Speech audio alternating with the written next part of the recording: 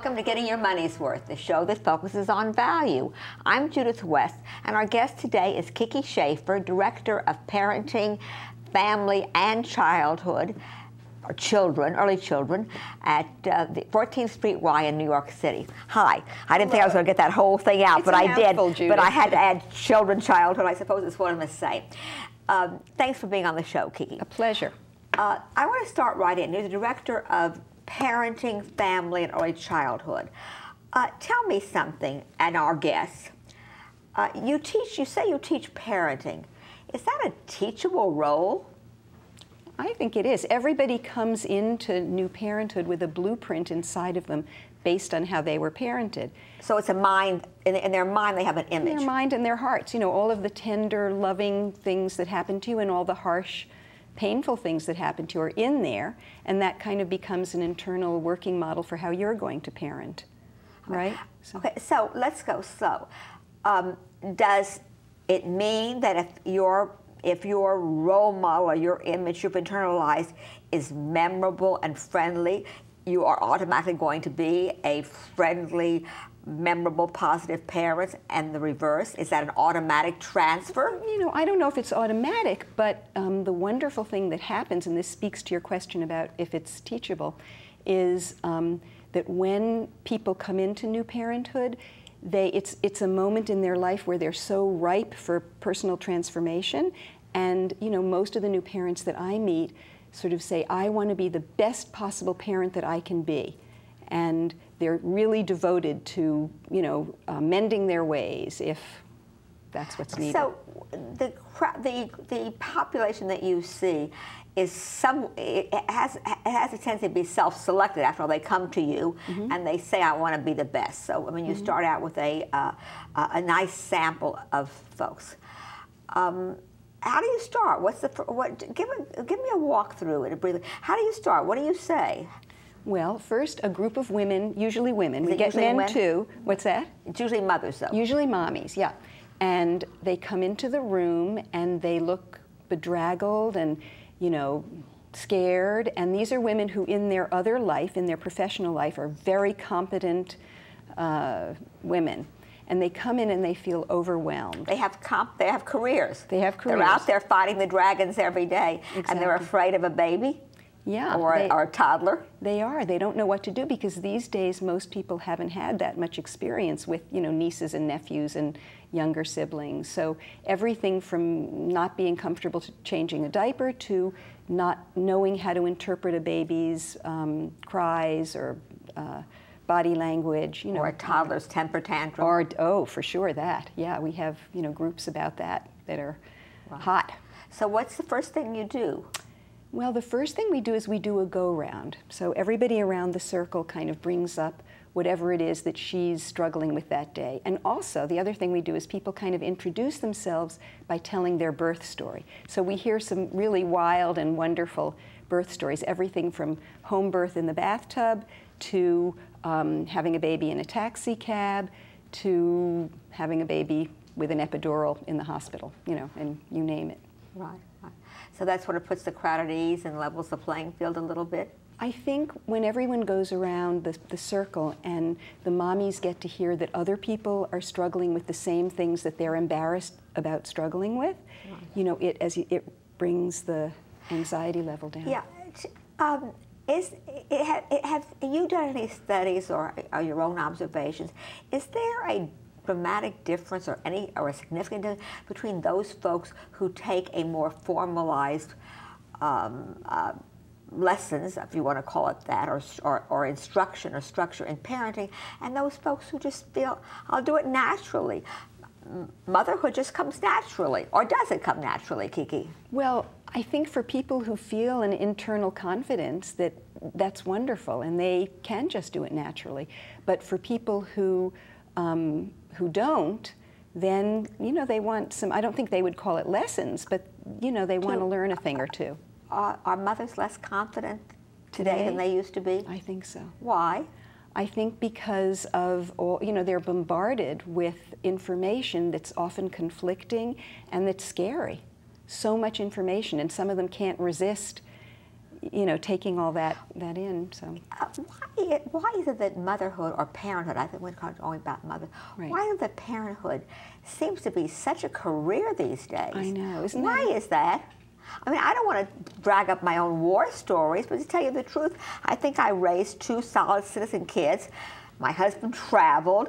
I lived in the suburbs. I went to work. I came home. We didn't order everything in. I mean, I didn't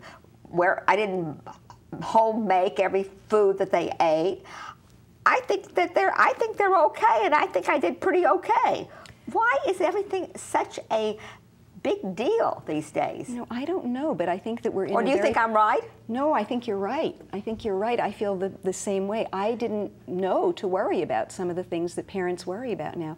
And I think maybe it's such a perfectionistic culture, and you know, particularly in this New York City subculture, it's so hard driving, and people have standards about parenthood that are, you know, really high, and they're very hard on themselves. Yeah. What do you think? Why do you think it is? I don't know, but I'm not. What I was going to ask you is, though, with all this emphasis and all this direction, all this focus, at the end of the day, is it better for the kid?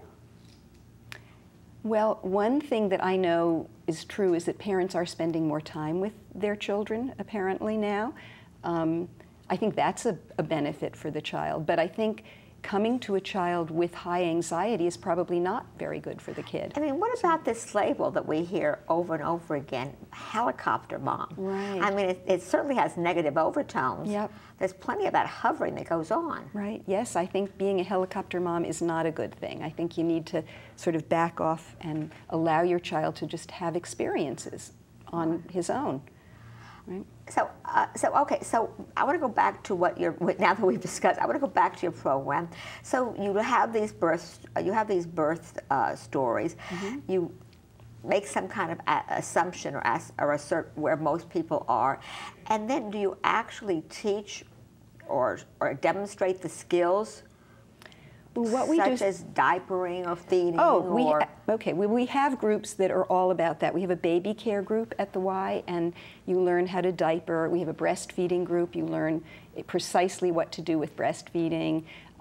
We have CPR so that you can learn that too. But in the groups that I do, it's more about kind of the emotional well-being. Yeah, and so we will talk about things like all the different ideas about sleep, but we'll talk about them from the perspective of, you know, what makes sense. I'm not going to tell you that you absolutely have to do a certain sleep training method, but rather we're going to all kind of work together to figure out what makes sense for you, given your life and who you are and how you want to be a mom. So a lot of what goes on in the group is each person's sort of reaching inside of herself and coming to a place where she knows what's right for her. Speaking of that, I mean, if you live in a house where your husband comes home 7 o'clock or 7:30 and wants to play with the baby, if the youngster goes to bed at 9 o'clock instead of 7 o'clock, as long as there's time in the morning, is that so terrible?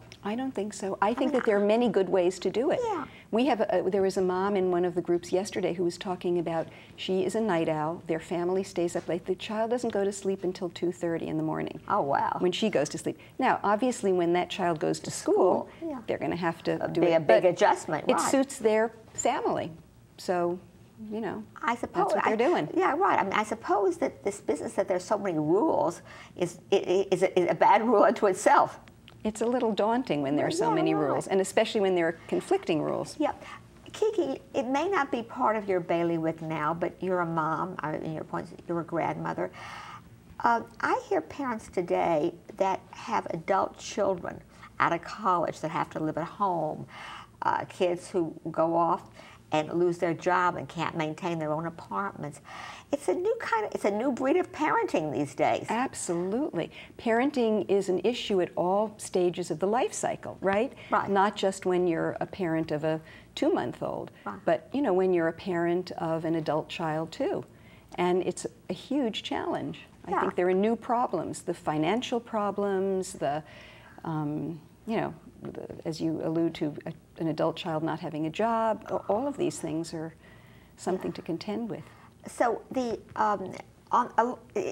if along the way you develop, I don't want to say good parenting skills or appropriate parenting, but certainly, Kiki, there are really lots of examples of very bad parenting. We Yep. see it in the urban schools all the time. We hear over and over again, what can the teachers do if the family is fragmented or if there's no vigilance? Yet, not long ago, you said that you have this sense that most people that go into parenting go in with high expectations for themselves. What happens along the way? Ooh, such a good question. I guess they're not able to, life happens. Difficult things come, and it's hard to parent. But you know what I think is a sort of a secret sort of tool to have? Please tell us. We have a couple of minutes left. Okay, I think really listening to the child. I think that children tell us what they need, and I don't just mean children who can talk, but I think that if parents and educators really listen deeply from the heart to children, they learn what the child needs. So with a baby, that would be, paying attention to gaze, to body language, and really, adjusting what they're doing to what the baby seems to need. And with a toddler, it might be getting down on the floor and playing, even and turning off your cell phone, turning off all of your devices, and just letting the child sort of direct the play. And I think that's a really powerful intervention, and we're not doing it enough. We're not listening. We're not listening. The real deep listening. Yeah. Well, I suppose if you wanted to if we had the time to go into it, maybe people aren't listening so much to anything anymore because they're so bombarded. Yeah. You mentioned parenting being so bombarded. Yeah. Children these days don't have as much time for reverie and open-ended play. Everything is very structured, and there's... and we only have a minute left, but that's really something else, too.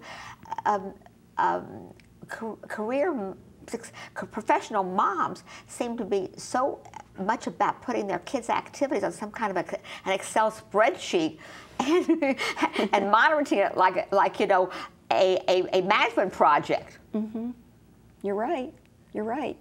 And I'm not sure that serves our children well. Nor the parents either, probably. Nor the parents. Okay. Yeah. So for more of this actual, real life, I'm not going to use the word teaching, more exploring, counseling, parent or early childhood parenting and family, both the younger and some of the older, the older end also. Kiki, it's the 14th Street Y. Absolutely. Kiki Schaffer, director of all of the above. Okay. Thanks for being on the show. Thank you, Judith. It was fun talking to you. Thanks for watching. You're watching Getting Your Money's Worth with Judith West.